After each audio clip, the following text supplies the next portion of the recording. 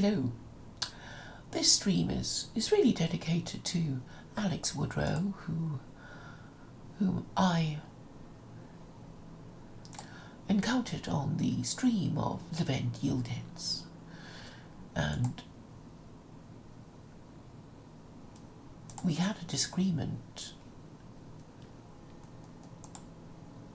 about whether pantheism is idolatry. I think the only way to explain the idolatry of pantheism is to point to its most famous proponent of it in Europe, which is Baruch Spinoza, who was a Jew, and he was excommunicated. And he was excommunicated because it was obviously idolatry, because if Jews are not supposed to think of God as in any way material or corporeal, then Spinoza's worship of God as the universe would be idolatry. So let me read to you what the third principle of Judaism is, as codified by Maimonides. So if you're a Jew, you're supposed to say, I believe by complete faith that the Creator, blessed be his name, is not a body, is not affected by physical matter, and nothing whatsoever can compare to him or be compared with him. So that is what Jews are required to believe. And Jews, you must understand, do not have freedom of belief. And it is death for them if they are convicted of idolatry, because that's another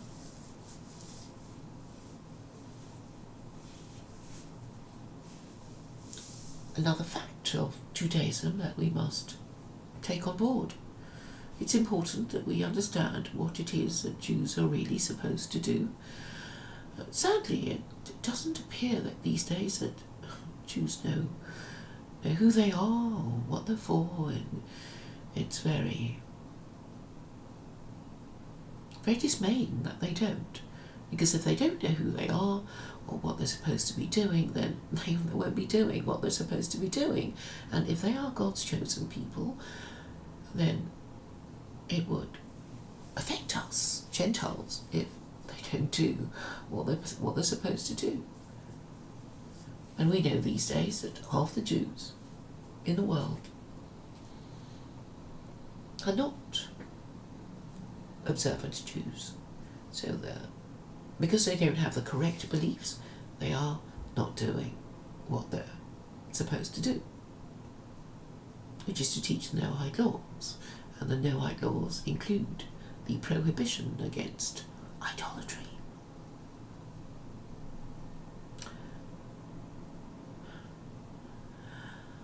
But back to Alex Woodrow, who doesn't quite understand why pantheism is idolatry. I think he should understand it by now, that the worship of anything that isn't God is idolatry, even though you're not actually worshipping an idol.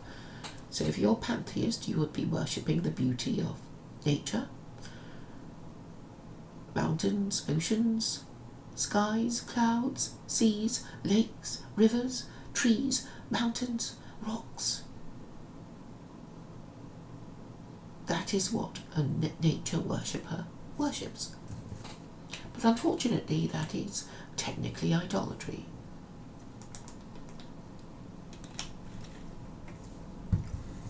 So pantheism, what is it for?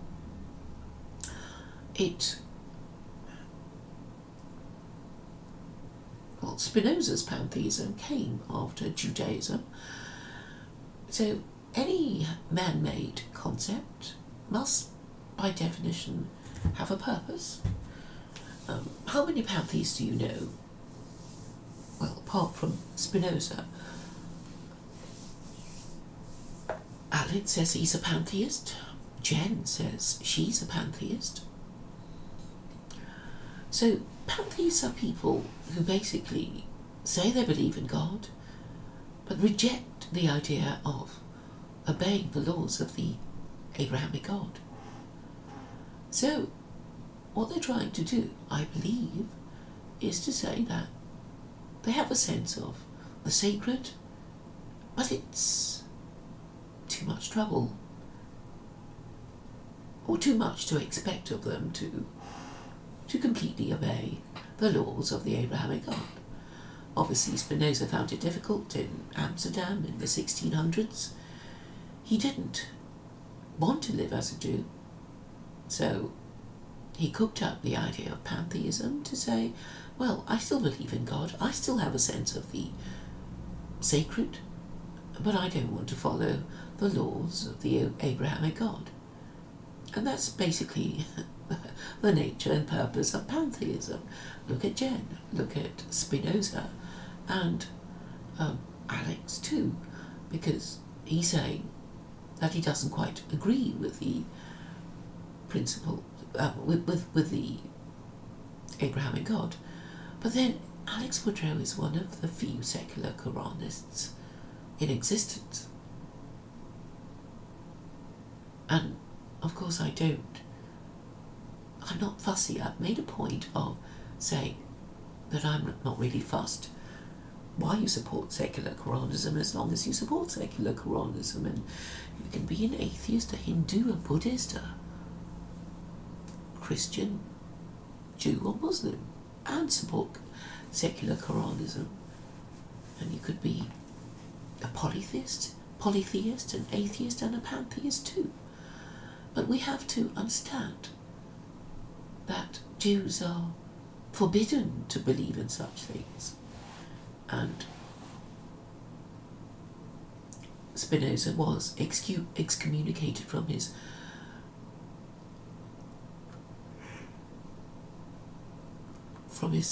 Jewish community. And I've just heard a video about Spinoza from In Our Time, and I also know from Professor Henry Abramson that officially no specific reason was given by the rabbis about the reason for the excommunication of Spinoza. I'm saying it's obviously idolatry, but unfortunately a lot of Jews are saying, oh, we don't really know. What was the problem? And I'm saying, it's idolatry, it's idolatry, it's idolatry. Stop pretending now. And it seems they don't want to say. And this is precisely the problem with Jews, that they won't do what they're supposed to do because they've forgotten who they are and the purpose for which God made them, his chosen people, and that's why they flee from me as regards engaging with me. So what was the problem of Spinoza? Why did his Jewish community want him to shut up about his pantheism? I think it was because they feared that if the controversy went on, it would attract unwelcome attention to the Jewish community in Amsterdam, because they didn't want to engage in any kind of discussion with Christians, because they didn't want to find themselves having to say to Christians that they are guilty of idolatry and blasphemy. They just didn't want to get into that debate.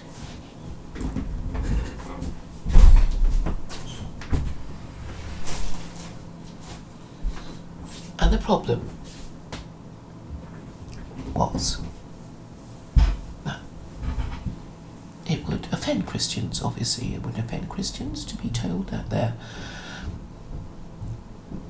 religion is the religion of idolaters and blasphemers, in denial that they are idolaters and blasphemers. And they knew they weren't going to win the argument by appeals to truth, logic and morality.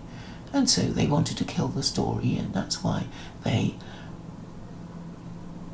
excommunicated Spinoza, saying, we want to kill the story now, we don't want to engage with you about why and how pantheism is idolatry, because it will lead to unwelcome questions from Christians saying, well, if the worship of anything that takes material form is idolatry and blasphemy, then... Just a moment.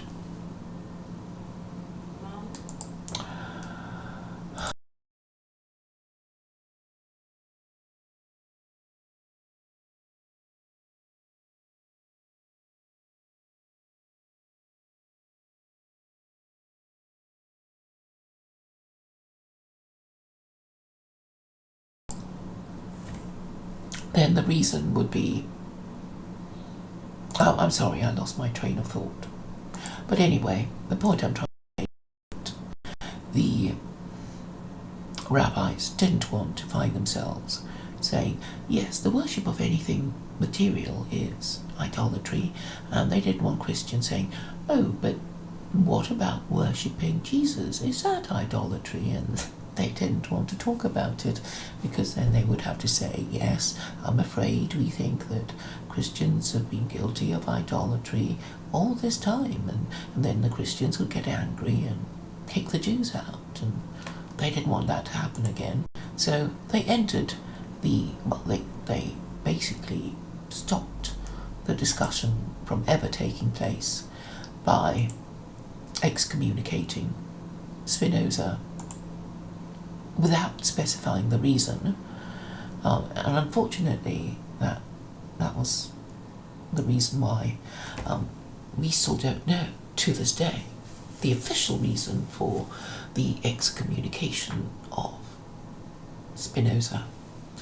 Thank you for your attention.